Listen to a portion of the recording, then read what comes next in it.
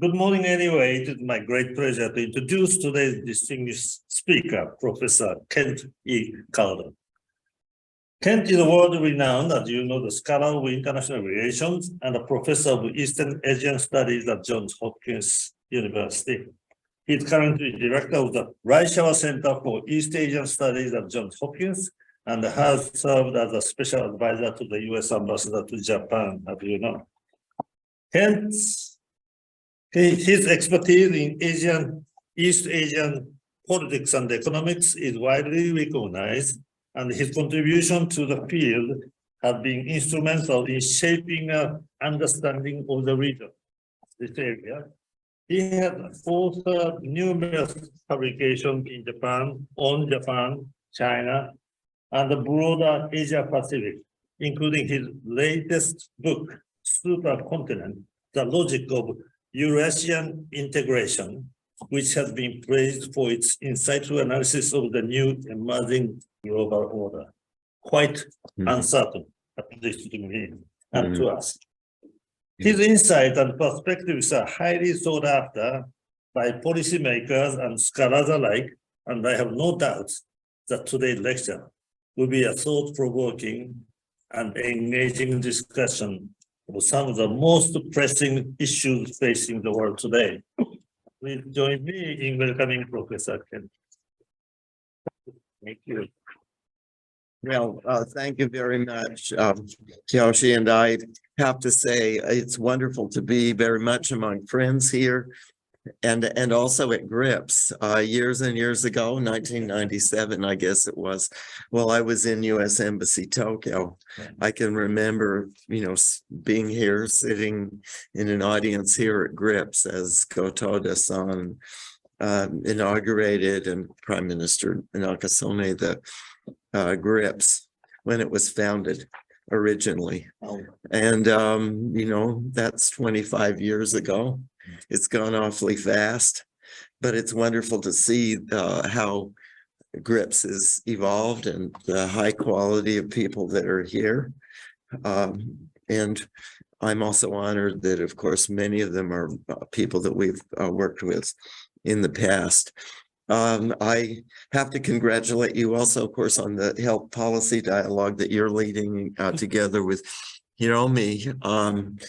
That is, as we're at Johns Hopkins University myself, of course, that's something that we've been deeply involved with the Coronavirus Resource Center website. And we're honored that Dr. Kurokawa also contributed a podcast and his commentary and so on to us. In our series, we published a book recently on COVID in Japan at the Reischauer Center, and I wish that I had known, of course, or realized, been more conscious of that dimension. I'd be more than happy to talk about those issues, but given what we have before us today, some things relating to my Supercontinent book, which was a Financial Times Book of the Year in 2019. But of course, it was before the current crisis that we have in the transformation of Eurasia. And so, but I do think that it provides some useful perspectives on where we are and potentially also where we're headed in coming years. I also do a column. I'm tremendously happy to see Sugita-san here, who actually translated my New Continentalism and was deeply involved with the Supercontinent book as well. A lot of my recent work has had to do with the beginning in the New Continentalism was 2012. And then published in Japan not long after. So I've been working on this question of the transformation of Eurasia for the good part of a decade. And I have a piece that might interest some of you coming out next week from, I don't know, depends on Sugita-san, from Kyoto, relating to the the relationship across the continent, the role of China and in the Ukraine conflict. So we'll get to those issues later. Let me just start out with something that otherwise I think might get lost, but in that this is an academic institution, I did want to say something about the paradigm with which I have often looked at Japanese foreign policy in the global context, and how I think that particular paradigm for foreign policy, it's a variant of what Professor Robert Putnam called a two-level game in a sense, or it deals with that question of the relationship between domestic structure and foreign policy outcomes. Something that I did for World Politics in 1988. So this is 35 years ago.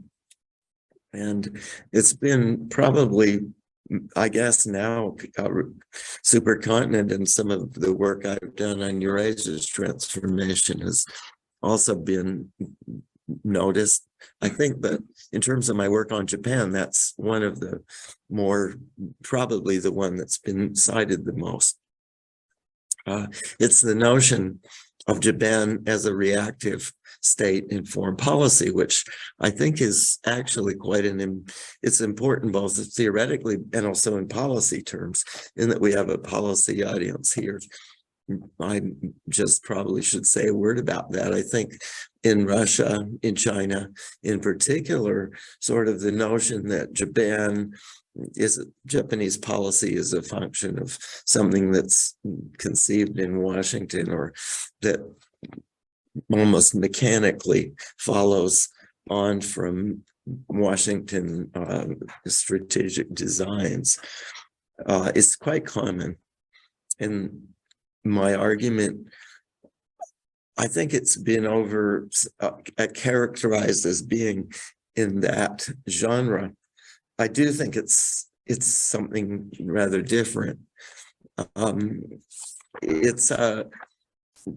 It's an argument that has a lot of relations to Japan. Maybe the first thing I should say, though, the idea of a reactive state as opposed to a proactive that is responsive. It's not autistic. It's not something, a country that can't respond. In that regard, I differ significantly from a line that a lot of you may remember was quite common in the late 1980s. Carol von Wolfram, for example, who personally was a good friend. And I think we sang together the Messiah actually at the press clubs, in the press club choir. You might not think there was such a thing. Anyway, I personally is a very interesting person, but I disagree and my reactive state argument doesn't consider Japan as being just a country that's autistic, that can't perceive incoming data, that doesn't respond, that's incapable. Reactive state arguments is different from that. It does respond, and yet it responds literally reacts in response to something else, something outside of that policy, the internal policy process. And then, so, I mean, it's a paradigm that is more abstract than simply a discussion of Japanese policy. I think that sometimes people forget that, although I was interested in how well it applied to Japan and what the implications would be for Japanese policy making. And I think over time, the evidence has shown that for many years, particularly the years at the height of the bubble, the 1990s, the response to the financial crises, including, say, the oil shocks, the fact that Japan didn't go ahead with many of the proactive steps that it could have. It didn't become Gaullist in the way that I remember vividly, even in the days of the Nixon shock, my mentor, Edwin Reischauer, was concerned that Japan was going to respond to Kissinger's initiatives by a backlash or the possibility of some reorientation, Gaullist reorientation in foreign policy and so on. In the 70s, there was a fear of that. In the height of the bubble, at times there was some debate about that question. But you know, that really didn't develop. Anyway, I think over the years, in place of that, there was quite an intense responsiveness and a subtle responsiveness in many ways to American policies. So, and even to this day, we had Prime Minister Kishida spoke at our Reischauer Center for East Asian Studies in January when he was in Washington. And of course, it was right after his White House meetings. And he talked about some of the December 2022 initiatives Japan was taking, including expanding the defense budget and so on.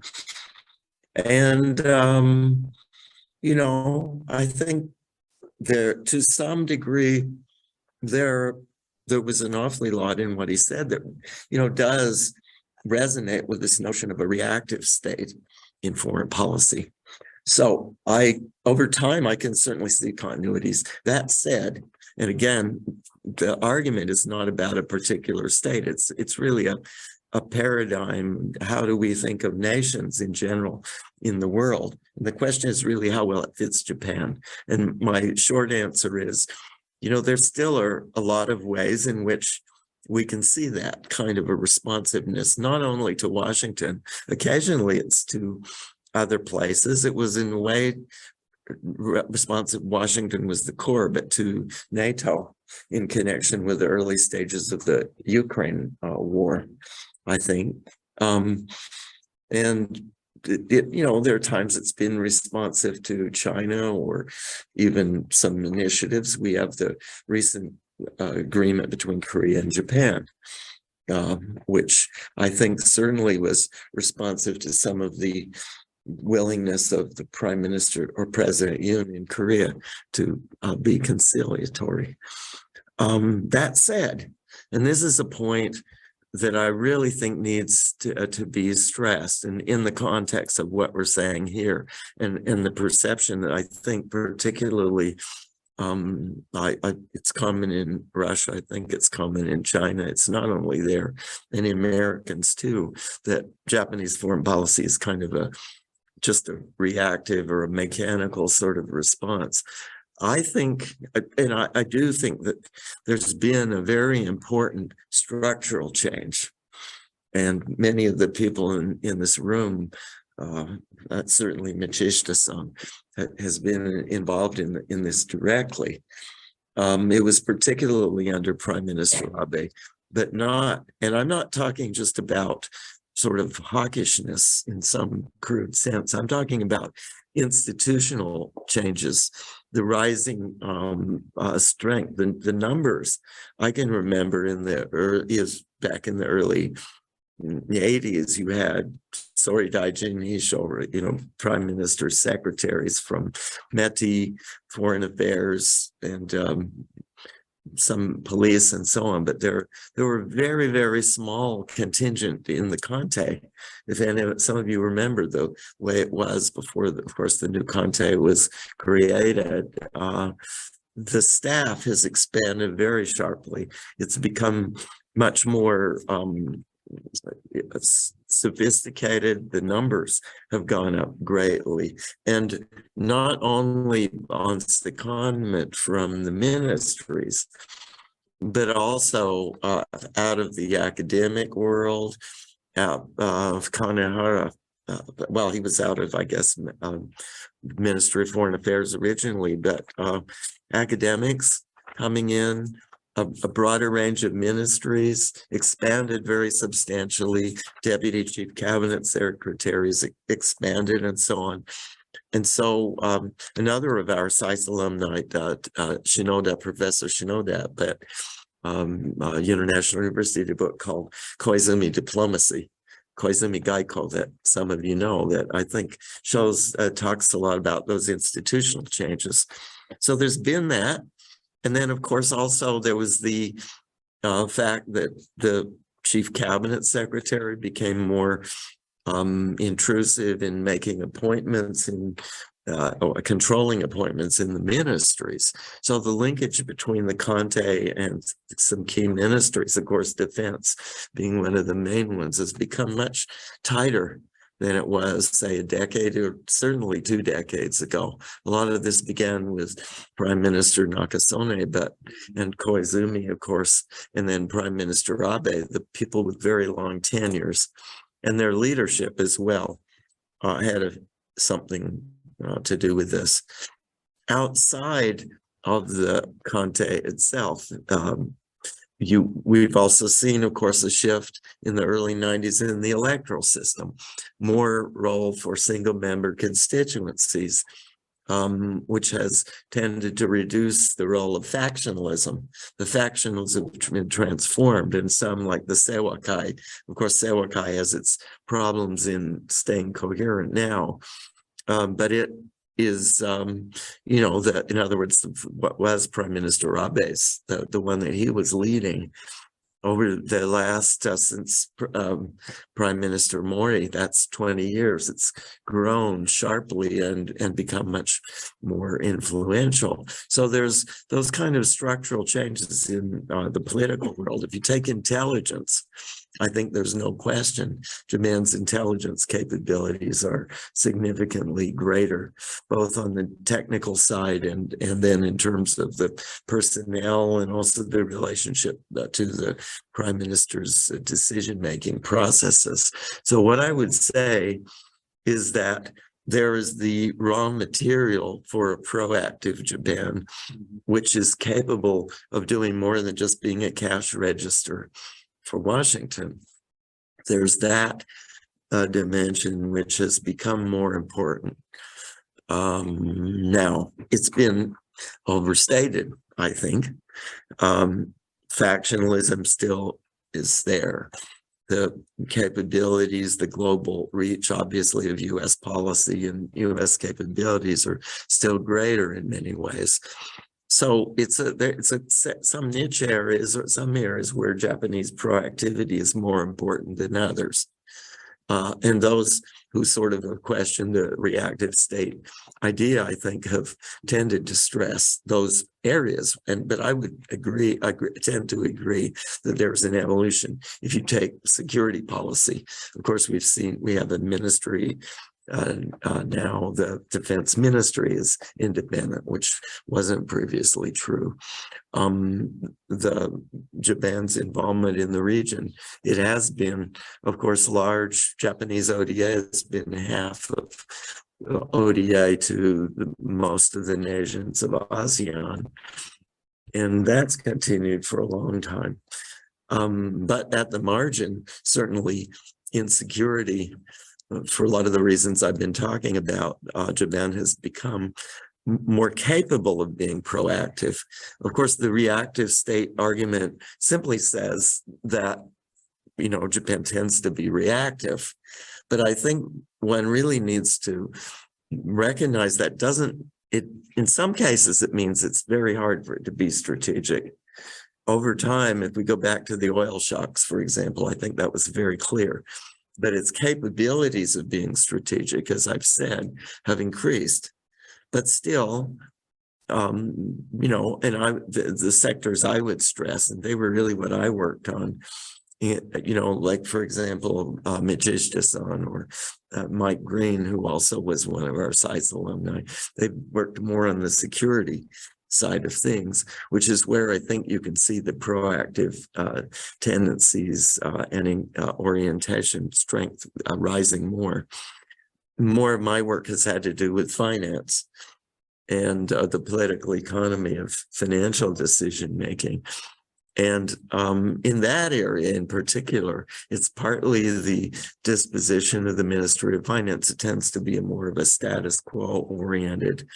And of course, stability is so terribly important in global finance, and the volatility and the dangers of miscalculation are so great in the area of finance that in that area, all nations in a certain sense are quite reactive. They need to be reactive to markets, but also Japan has a lot to lose from a gallus policy in finance, if you want to put it that way. But also its capabilities have been limited on the global stage, partly because the financial markets haven't liberalized as rapidly, say, as London and particularly New York. So, so there are variations across Japanese policymaking, I think, in the degree to which this paradigm of a reactive state sometimes is capable of strategy and sometimes still lacks that capability, where that prevails. Anyway, I don't want to make this just kind of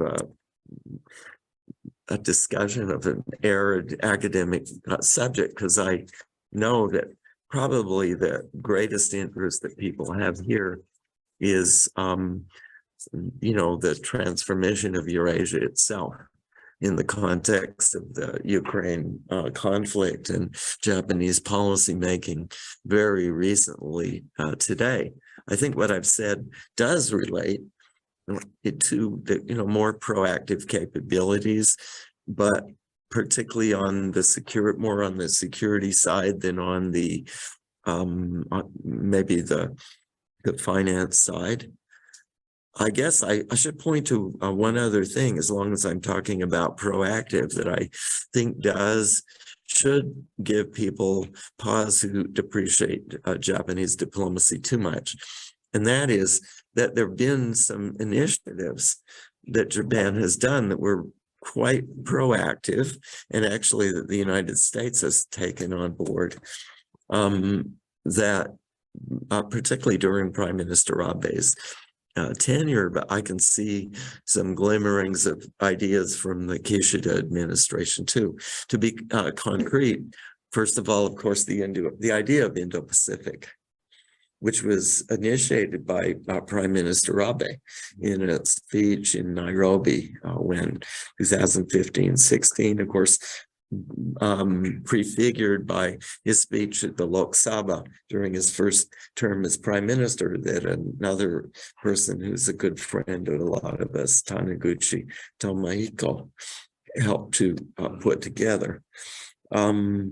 So the Indo-Pacific concept, which of course is the United States doesn't trade that much with the Gulf. Its imports from the Gulf are now half of what China's are, for example, and well less than half of what Japan's are. So the whole question of the sea lanes between the Gulf and Northeast Asia is not really so much insofar as the United States is a global power and it works in behalf of allies and so on too. Maybe that's an issue for the United States, but it's much more directly, I would say, a question of Japanese interest. And it was something that Prime Minister Abe raised originally. Also, after the US pulled out of the TPP, Trans-Pacific Partnership Agreement, the CPTPP was initiated, it's a continuation, but by Japan, and has been led by Japan. And of course, now we see it also taking on more global importance, with Britain having decided to join the CPTPP. So there is, and I would bet that Rajesh Dasam probably is going to stress that as well. But there certainly is that proactive side. And on the global south, that is where I guess I think we will see some initiatives from Japan. Prime Minister or Foreign Minister Hayashi, of course, is in Beijing. I talked with Motegi-san and Fukure Tatsuo, one of our alumni. I believe he was a classmate at SAIS of Michishita-san yesterday. And, I think that there's some developments in that area, obviously on relations with India as another. So in the Keisha administration, there's also, I think, going to be some interesting initiatives coming out that are, not simply a carbon copy of what it is that Washington is proposing. Now, maybe in conclusion, or I don't know, well, let me just say a word or two about what my argument in supercontinent was for those who might not be familiar, and how I think it relates to the current situation. Of course, we have East Asia, we have South Asia. In the State Department, I served for several years in the State Department, and it's, the world is broken up into those kind of bureaucratically determined jurisdictions. The South Asia, Southeast Asia, Northeast Asia, Europe, maybe, some because of what's happened in the middle. It's Europe and Central Asia, or Europe and Eurasia. But the notion of Eurasia, when we began writing about this back in 2012, the research is really right after the 2008 financial crisis, was not too common. But what I'm basically suggesting is, and I've done this in these two books, but I think it's clear from what we've seen more recently, a rather important cross-continental Eurasian politics has arisen. And of course, might trace this to several critical junctures. We can, of course, go back to 1978, to China's modernizations and what followed inside China. But to understand both Chinese policymaking and China's role, I think one has to cast a broader net, a broader framework. It's not simply that suddenly China became so dynamic and started to move. It has to do with the broader changes on the continent across Eurasia, and also with the United States across the Pacific too. And on both fronts, 1991, the end of the Soviet Union, the opening of that big space across the continent toward the European Union in the 1990s, the financial crisis of 2008 particularly, and the way that many countries, of course, were hit so badly by the crisis, but China engaged in a massive, almost about $600 billion reflation program, and its economy was still quite insulated from the world. So the ways that China was able to take advantage of the 2008 situation as well. And then, of course, that tortured process since 1991 for Russia, 2008, 2014, 2022, particularly.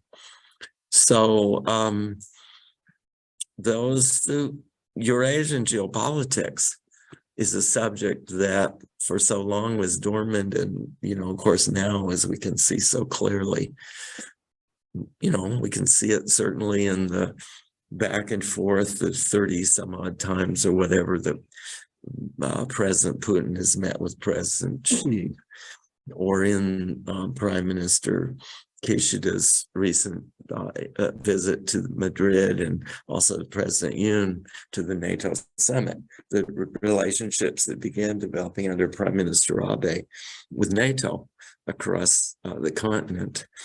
The trade agreements, Japan, of course, has a major free trade agreement with the European Union, as do also the Koreans. And then, of course, some of what we can see now in the deepening ties between the Gulf, and particularly China, but also Russia. So a rather dynamic and rather important Eurasian geopolitics is emerging. The other point that I would make is that I think in Washington, at least, as we look at this, we've traditionally sort of depreciated the importance of the transformations that are underway across the continent. And I would say particularly between the European Union and China. Chancellor Merkel made 13 trips during her tenure as chancellor to China. Of course, President Macron, well, Chancellor Scholz has been there already, and Macron, I guess, is on the verge of going to China. Well, I could go on and on. I think you see the point. There's an important geopolitics, diplomacy, economic ties, it's security relations, a series of broad and deepening relations across the continent that have major global implications. Zbig Brzezinski was a member of our faculty for many years, and we had a faculty seminar at SAIS that he didn't teach courses, but he had a very interesting faculty seminar that I was involved in for about a decade. And he said, I also knew him quite well. I was Japan chair at CSIS for some years. And he said something maybe that I can close with that has stuck with me across the years. And he said that Eurasia is the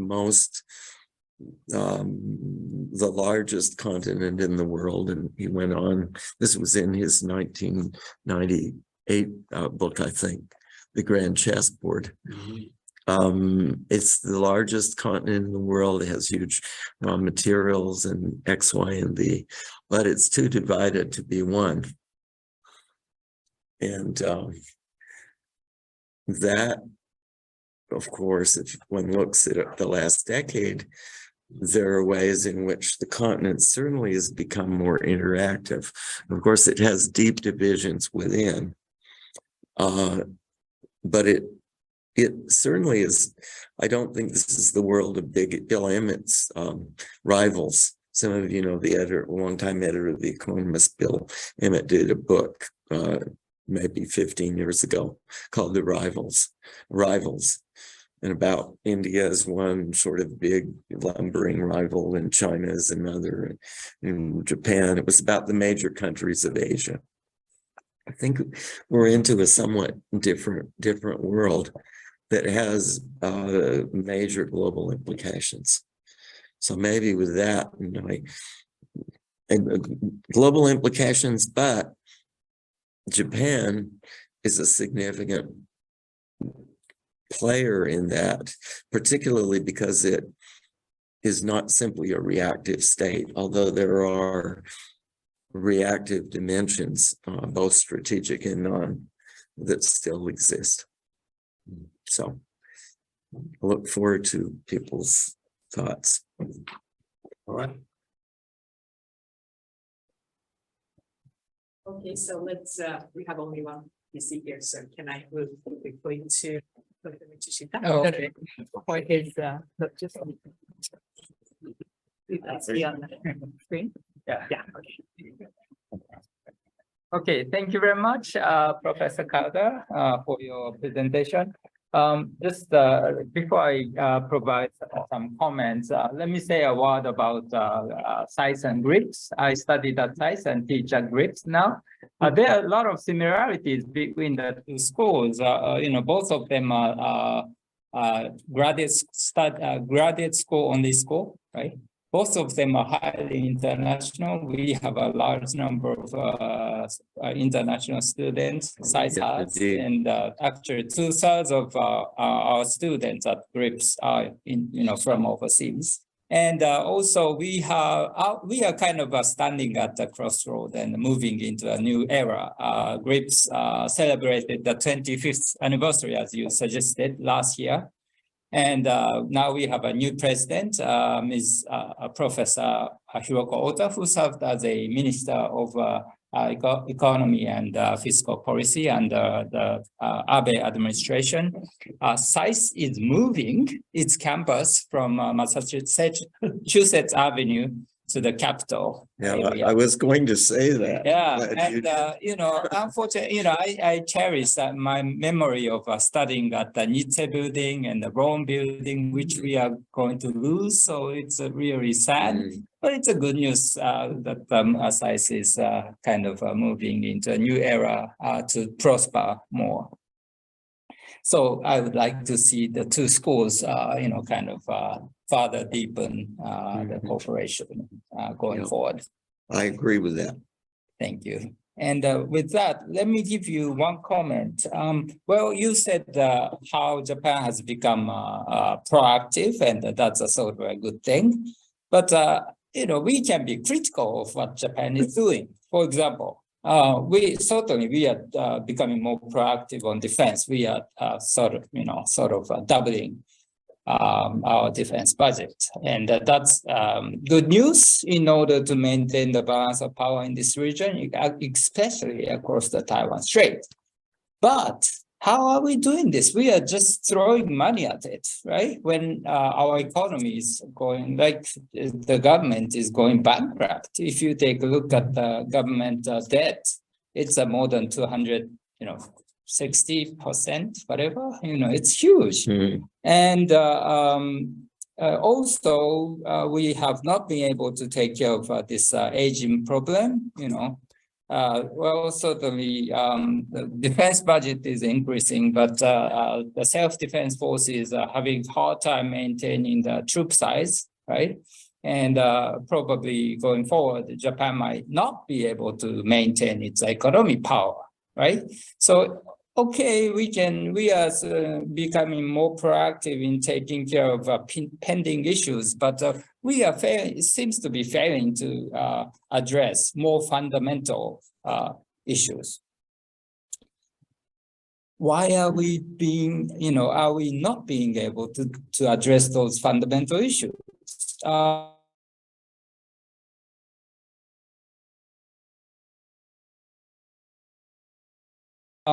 Is it a good news that we are becoming more proactive about this? And if you think those are, Japan is failing to address those fundamental issues, what should be changed in order for us to be able to address those fundamental issues? Some people say that single seat electoral system is a source of a problem. But what do you think? Okay, thank you. Well, I think some of the important problems that remain are related to the things that actually caused reactivity in foreign policy earlier. The changes haven't occurred as rapidly outside of the defense area, I think, as in defense. And again, possibly Dr. Kurokawa and others could speak to this. I wonder in the healthcare area, for example, if we look at the early stages of later, I think Japan was creative in some important dimensions, but the Diamond Princess, there was a period of, when it was very difficult to respond. I think later, lessons learned, in some cases, Japan is pretty good at once a crisis occurs or there's been a problem of at least trying to assess what the problems were. But I would say maybe in health policy, welfare policy, housing, of course, there's been very active construction programs, but sometimes those have been quite distorted politically and have gone, as you suggest, for things that weren't maybe as valuable as could have been could have been. I think the process of there's a learning process. I guess I'm relatively optimistic. I think we're not as much oriented toward really bridges to nowhere and so on as we were. But the embedded character of the political system, I think the fact that you have to about crisis and compensation. I did a book saying that really it was the material benefits and the way the government just showered those on different constituencies that really was the key factor in creating one-party dominance and sustaining one-party dominance. So it's politically, there's a lot that's politically embedded. I guess my short answer to some of this is, and again, other people can complement this, is that international cooperation or transnational activities in technology, for example. Technology is one area where, you know, the sort of embedded patron-client relationships and so on, maybe in the medical, in the healthcare area, I can see a lot of those. That's still a problem. But in other areas of technology, and of course, Japan has been so strong in electronics and also very good at fusion technology, like robotics, for example. Building on those strengths, and then also taking advantage of the fact that some other systems are more resilient. If you take Silicon Valley, for example, in its relationship with Japan, I think that's been quite dynamic. I see, you know, and there's now a fighter project with Britain and Italy internationally.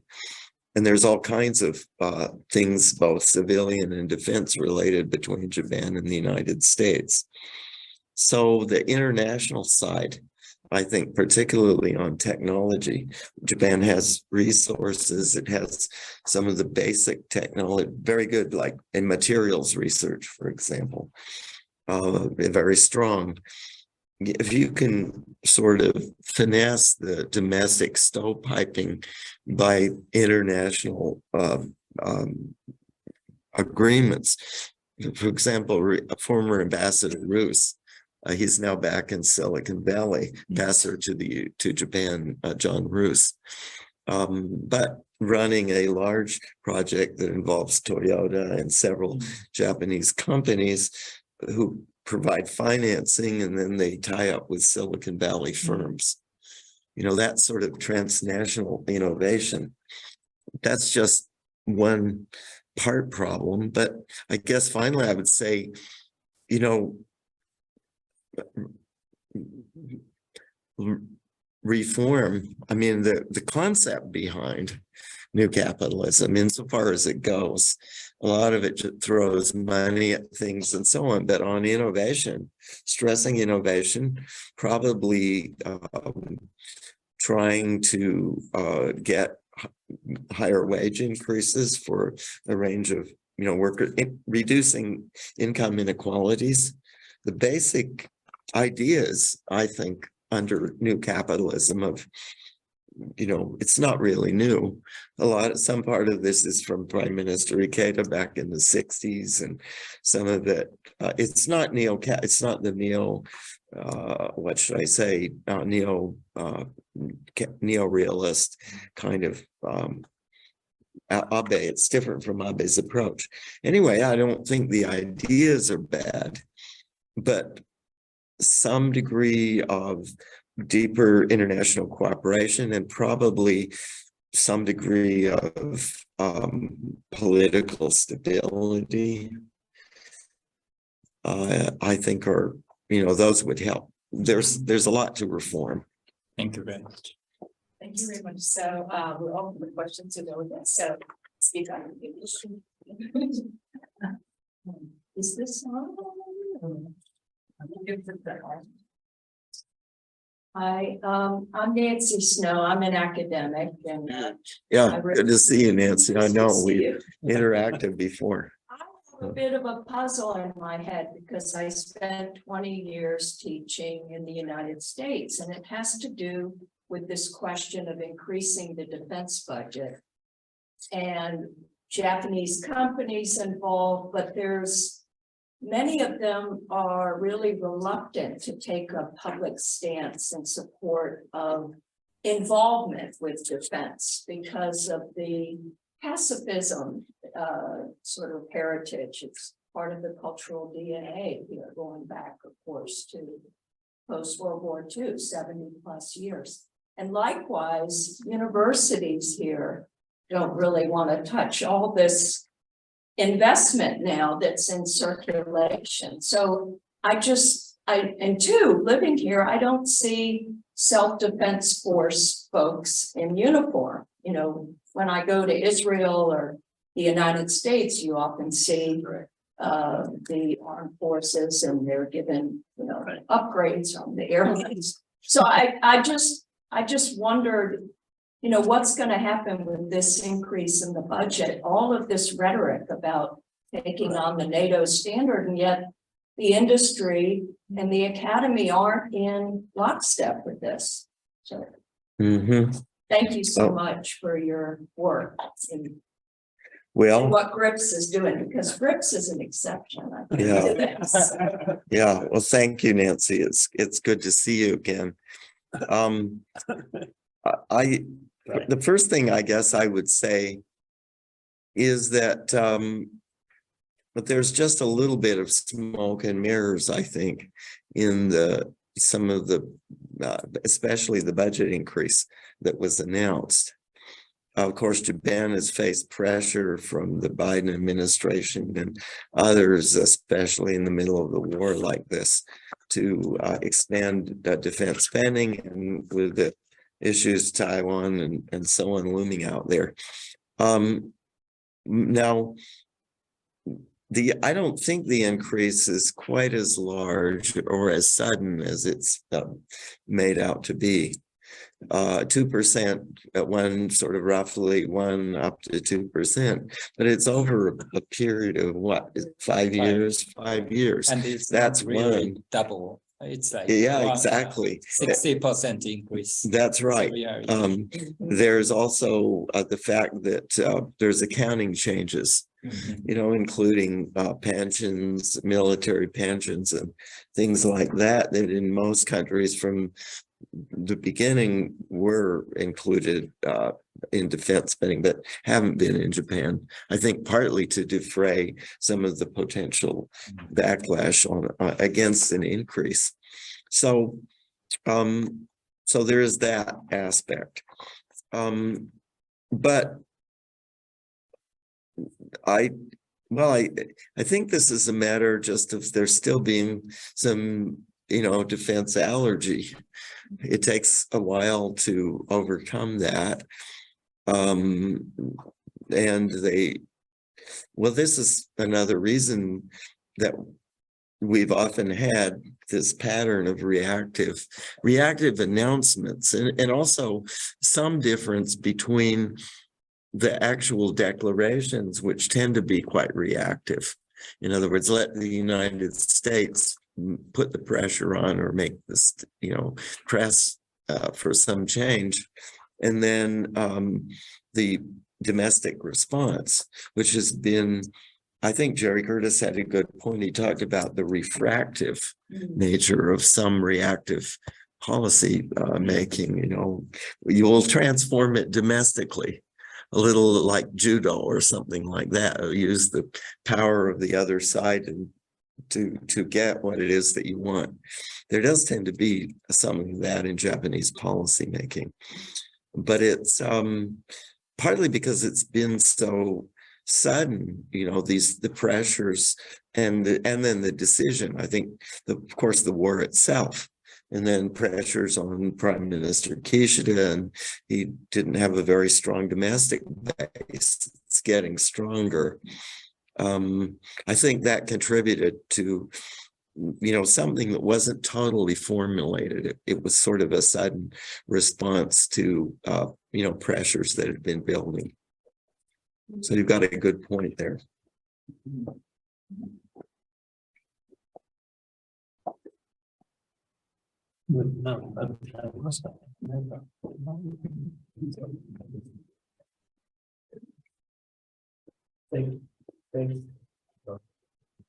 Thank you very much, Professor Calder.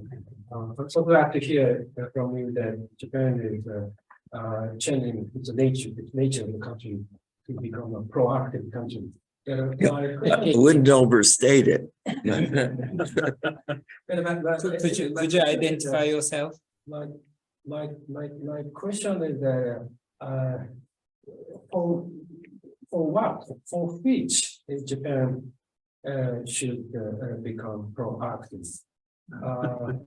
Currently, I agree with all the policies of the Kishida administration that Japan is joining the G7 and the US to impose the strong sanctions on Russia, and have been providing military, not military, but support to Ukraine.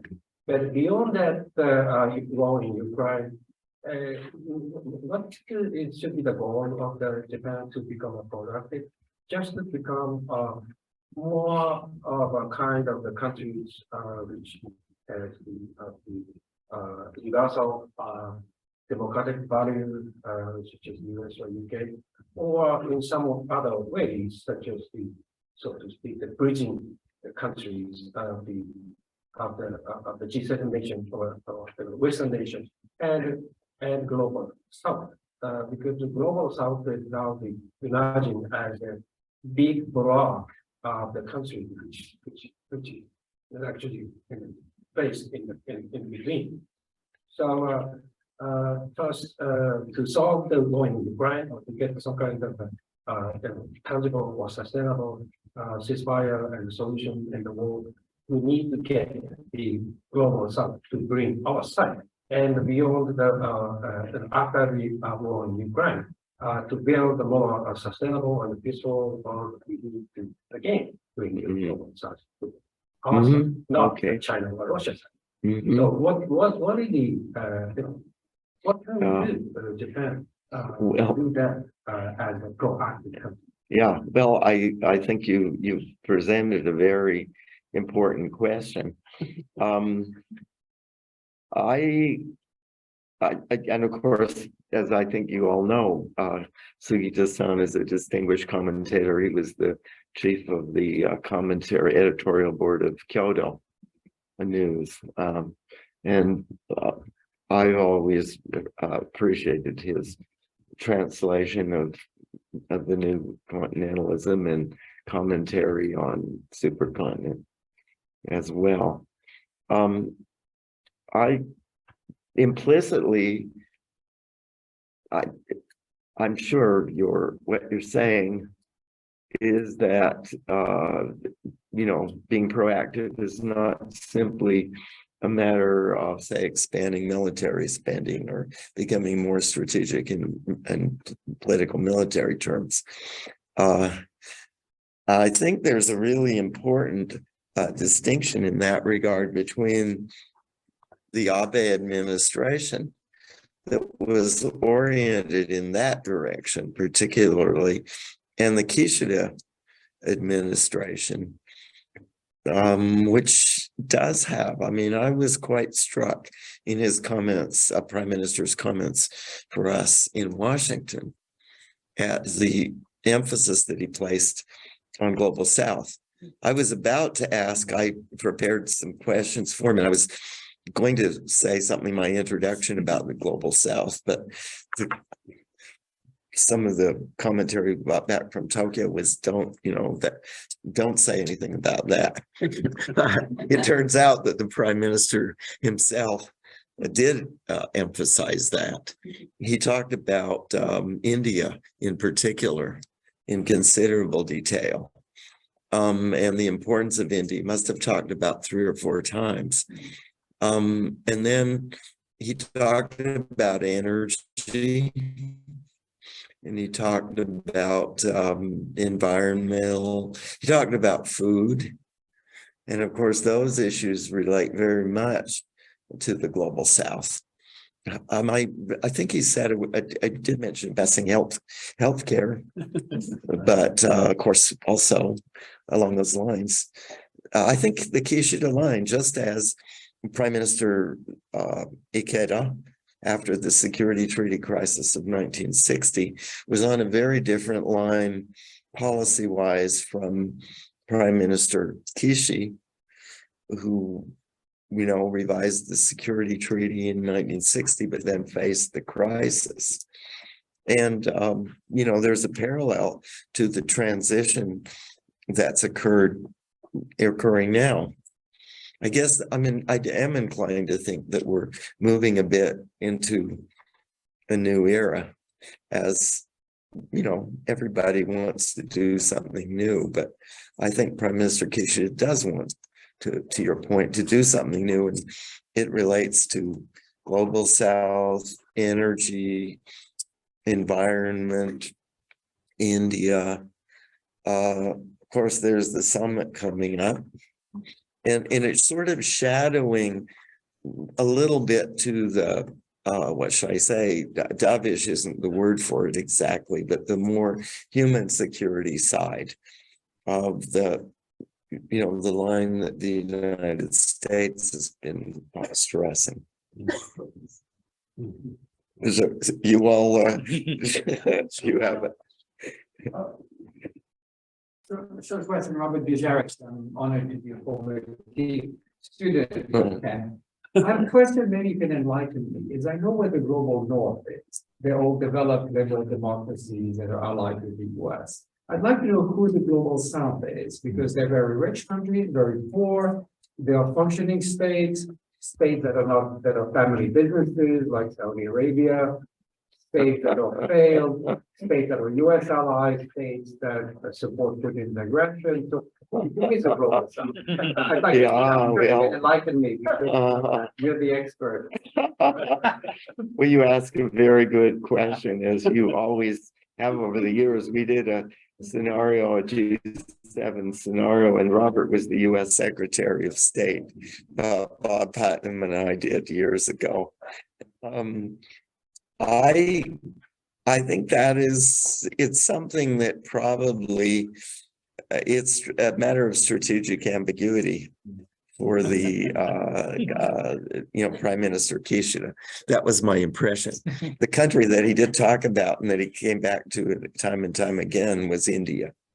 At least in his mind, I think India is part of the global South. But does this include, you know, Saudi Arabia? Does it include the UAE? Does it, you know, how about South Africa? How about several of the BRICS countries, which of course are all going together, well, including, well, I don't think it was intending it to include Russia directly, but it might include South Africa, it might include Brazil, probably the other BRICS members. What about China? Now, there's where I do think, of course, the Taiwan issue looms very large. It has to, for, I think, Japanese leadership, and the Korean Peninsula, obviously. But does that mean the same policy line with respect to China, say, as, you know, we saw under Prime Minister, well, even Prime Minister Abe? I think there are very important nuances in Prime Minister Abe's views. So exactly as you suggest, we have strategic ambiguity here. It's more or less all of the above, sort of. It's a work in progress. What does it mean? It might, depending on what they do, involve, not in a fundamental way, but at least some kind of slight relaxation with China. It's conceivable. But it certainly includes India. and probably other members of the developing world.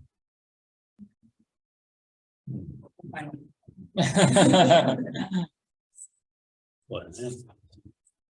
Hi, Beata Bohorovich from Poland, Adams University. We actually met in DC 2019. But anyway, quite maybe academic question. Can you think of any other paradigm to analyze policy change in Japan? Because, like, for me, active reactive is kind of I understand the reasons of arguing, but the basic assumption seems to be that proactive is better than reactive, when in the policy arena very often we have problems and we react to problems. And the other assumption is that the central focus on relations with the United States. So any other paradigm to explain policy change in Japan over a longer period of time? Yeah, well, I think reactive has gotten a bad name. At least I don't think that it's bad. And it's a natural, as you, I think, begin to suggest, in asymmetric relationships, where particularly alliance relationships of some kind, where one party has a grand strategy with a very clear-cut sort of view, and the other party, in many cases an ally, actually, just because of the geopolitics of the situation or the economic interdependence, needs to be discrete. You don't want to use reactive, just discrete in responding. There's a whole, in that sense, and also because of the way the international system is evolving, that it's much more interactive, it's becoming increasingly volatile. And so as a result, I think, the world in general is quite reactive. Now, a couple of other paradigms that have been used, and one I just mentioned, I think the notion of a refractive state, which is it takes in some stimulus from the outside and then it transforms it in terms of, well, like take the defense budget issue, where I think Japan has been a bit refractive. It's kind of redefined the issue. Partly it's responded, but it's twisted it in a way to make it easier to assimilate. That's sort of one concept. But it says implicitly that this is strategic. Another one, which is pretty explicit about being strategic, and again, I don't totally disagree, but I think it's a little overstated, is the idea of reactive realism. Mike Green, as you probably know, has presented Japanese foreign policy as being like that. And the implicit premise is that it's realistic. And presumably if it's realistic, well, it's got a unified, it has a coherent structure and, and strategy, a clear strategy. And over time, there's been, I think it's become more that kind of a paradigm coincides more with Japanese realities than used to. I don't think, it's not inconsistent with the idea of being reactive. I mean, if you're an ally, but a smaller ally, or one that doesn't want to offend, say, the United States, you can still be a reactive realist. But you can be reactive. So there's a lot to that. What that one doesn't get to, it doesn't tap into, are the dysfunctions and the difficulties in creating a strategy or sustaining a strategy, or really knowing the realities of the world, of the situation. So those are just a couple, the refractive state and reactive realism that are, I think they're useful paradigms, and they're not entirely inconsistent with the reactive. reactive. I was only stressing or kind of dwelling on the reactive state idea because it contrasts to many other nations. And, for example, France, Robert will know far better, but France probably is reactive at times, but it's also, I think, significantly more proactive, say, than Japan. Italy is pretty reactive in many ways. This idea doesn't only apply, and in some ways it applies to all the, the world. Foreign policy in general is increasingly that way. I think just because the international system is so volatile. Maybe Poland even occasionally is reactive. Yeah. Okay, I know. Right. We have questions, and we have so many questions from the audience, but privilege for the people who attended and this group. So in interest of time, thank you very much. We'd like to conclude, and then we like please join me for good afternoons to Mr. Calder. Thank you very much. Thanks, everybody. Thank you. Appreciate it. Thank you so much.